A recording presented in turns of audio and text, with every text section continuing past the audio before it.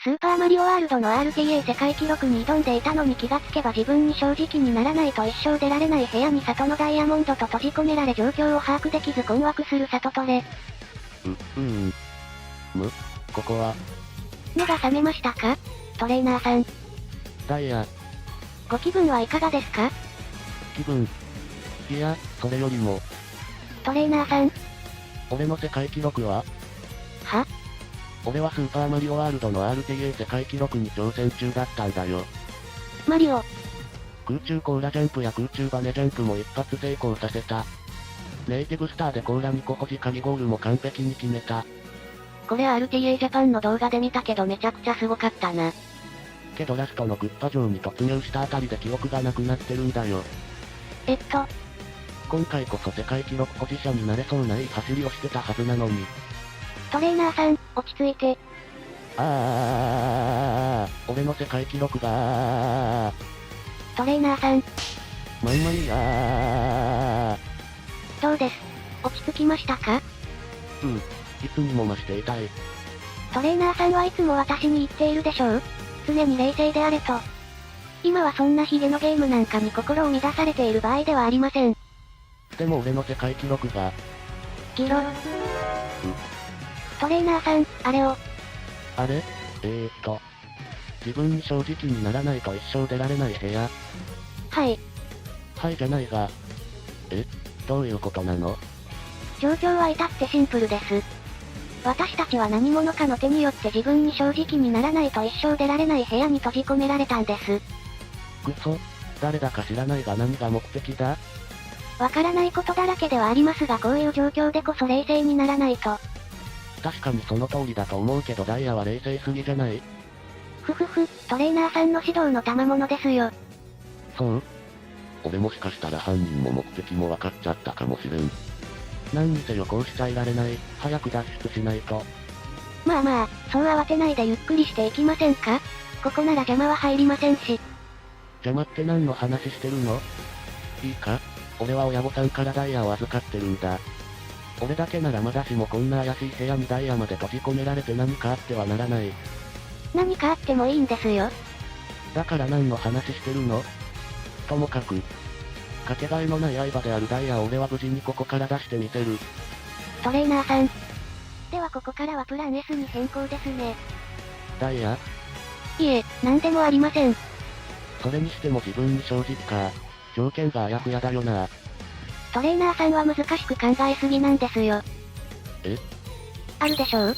トレーナーさんの心の奥底に眠るセガへの劇場が。ダイヤ？セガゲームの快感にとらわれてセガハードが視界に入ったらすぐに遊びたくなるんですよね。いや、別にそんなことは。ひた隠しにしているようですけどお見通しですからね。セガのゲームにも良作があるのは認めよう。パワーストーンとか。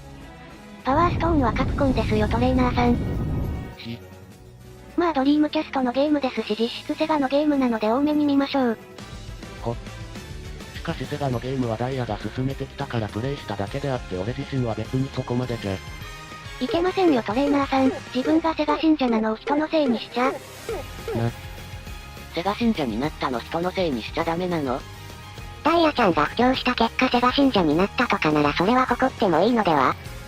セガ信者化するのって誰かの影響によるところが大きい気はする。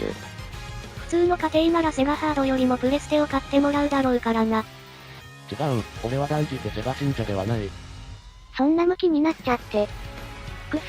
トレーナーさんったら体が桐生一馬さんになってますよ。なんだと？ダイヤ、それはどういうことだ？何が言いたいんだ？そういうところですよ。これは桐生トレーナーですわ。いいんですよトレーナーさん。私の前では素直になってください。パンサードラグーンとザ・ハウス・オブ・ザ・デッドのまともなリメイクが欲しいんですよね。それは、まあ。俺もそれは欲しい。オルタまでやれ。けどな。なんです。ぶっちゃけた話をすると今セガハードでやりたいゲームといっても初代バーチャとナイツしか思い浮かばないかな。後者は PS2 ベースリマスターの操作感が全然違うからオリジナルをやりたいんですね。だからあくまでセガハードだったらの話で俺はセガサターンよりも PS の方が好きだったし。やっぱりファイナルファンタジーよりファンタシースターが好きなんですね。違う、そうじゃない。せめてファンタシースターオンラインにしてくれ。1987年にセガ初の RPG として発売されたファンタシースター。その後続編も数多く発売され2000年には家庭用 3D ネットワーク RPG として鮮烈なデビューを飾ったファンタシースターオンラインが発売されました。ファンタシースターオンラインは当時画期的だった世界中の人々とのオンラインプレイを実現させ第5回日本ゲーム大賞を受賞する快挙を成し遂げました。これまでのファンタシースターシリーズの歩みを主なソフトと共に振り返りませんか？結構です。ではファンタシースターシリーズに限らずセガという偉大なゲーム会社が世に放った各種ゲームについて語り合いませんか？結構です。セガハードの楽しかった記憶とか俺には特にないけど。セガなんてダッセーよな。昔はソニーとニンテンドーと戦ってたと思うと偉大なゲーム屋に見えるなセガ。最後めちゃくちゃになっただけでいい勝負な時期もあったからな。僕も投げるかな。偉大なゲーム屋に。縛るを巻き込むな。